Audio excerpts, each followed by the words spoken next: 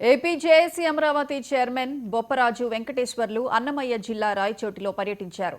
అక్కడ జేఏసీ నేతలతో భేటీ అయ్యారు. ఈ సమావేశంలో సంఘం బలోపేతం, ఉద్యోగుల సమస్యలపై చర్చించారు. కూటమి ప్రభుత్వంపై ఆగ్రహం వ్యక్తం చేసిన ఆయన, చంద్రబాబు అధికారంలోకి వచ్చి ఏడాది అవుతున్నా ఇంతవరకు పీఆర్సీ అమలు చేయకుండా, పీఆర్సీ కమిటీని వేయకుండా కాలయాపన చేస్తున్నారని మండిపడ్డారు. గత ప్రభుత్వం 12వ పీఆర్సీని అమలు చేస్తానని చెప్పి అమలు చేయలేదన్న ఆయన, కూటమి ప్రభుత్వం అధికారంలోకి వచ్చిన వెంటనే పీఆర్సీ అమలు చేస్తామని హామీ ఇచ్చిందని గుర్తు చేశారు. కాబట్టి దాన్ని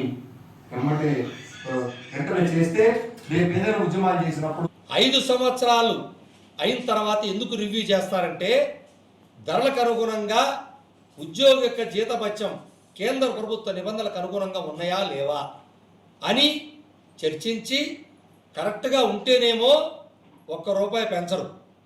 ఒకవేళ తేడాలు గిన ఉంటే, ధరలకు అనుగుణంగా రావాల్సిన తేడాలు ఉంటే ఎంత పెంచాలో అంత రికమెండ్ చేస్తుంది.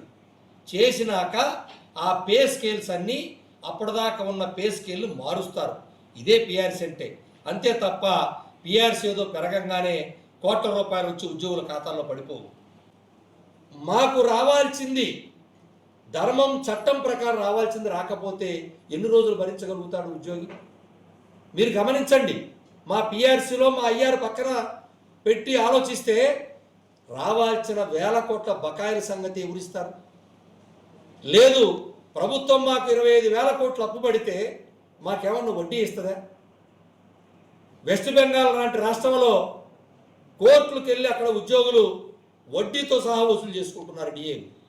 మేమేమన్నా అడిగామా? మేము అలా ఏమన్నా వెళ్ళామా? లేదు కదా.